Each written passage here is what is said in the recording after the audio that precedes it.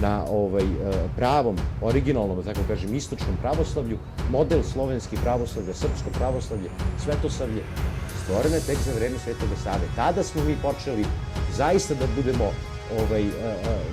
da tako kažem, hrišćani pravi.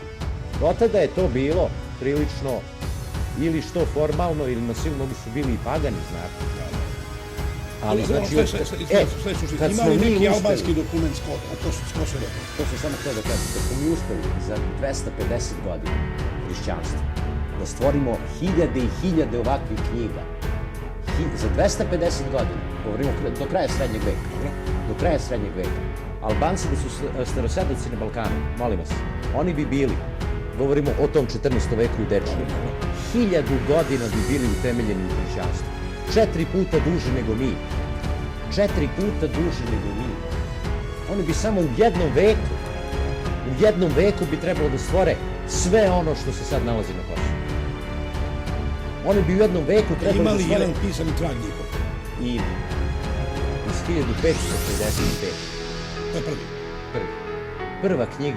Prva knjiga na albanskom jeziku bogoslužbene literature iz 1555. Znači, koliko je to? 340 godina posle ove knjige. 340 godina posle ove knjige. Znači, prvi pisani trag na albanskom jeziku, prvi pisani trag, ovo je prva knjiga, 1555. Prvi pisani trag na albanskom jeziku iz 1462. I to je drački nadbiskup Paulus Angelius, zapravo Pavle Anđelić.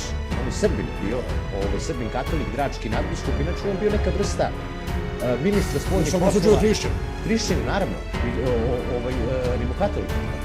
I bio je neka vrsta ministra spoljnih poslova Skenderbegom, bio je Skenderbegov prijatelj.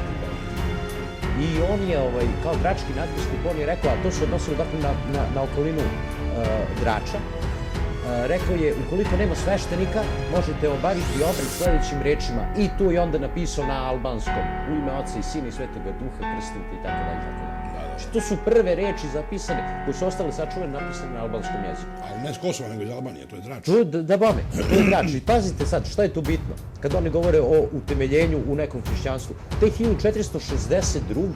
Znači da nemaju dovoljno sveštenika u Draču, koji je epicentar širenja katoličanstva. Nemaju dovoljno sveštenika tamo, nego može laik da krsti decu. Čekajte, o čemu mi govorimo. Oni pričaju da su gradili katedralne crkve, katoličke u 14. veku. Evo, državno, učite, mislim, u udžbenicima za 5. i 6. osnovne istorije na albanskom na Kosovu sasvim druga priča. Vi pričate, nešto ću vam pročitati udruženje kosovskih istoričara Ali Hadri iz Dečana. Kaže sledeće. Neistina je da manastir Dečani pripada srpskoj crkvi, već je to hram pravoslavnih Albanaca koji je obnovljen na temeljima Imirskog hrama Tagnana. A manastir je sagradio Fra Vita Kući na zemlji Haka Kućija iz Dečana. Zanimljivo.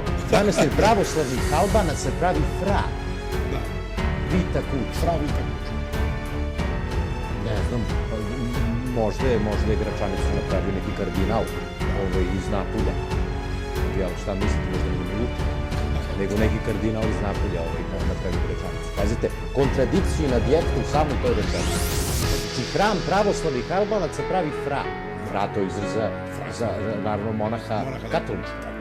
Fra Vita Kući pravi pravoslavni manastir u 14. veku. Neverovatno. Nezamislivo. Prvo, da pođemo od nekih stvari koje zaista niko ne može da ospori i koje su činjenice. Ne govorim sad o Albancima, ne govorim o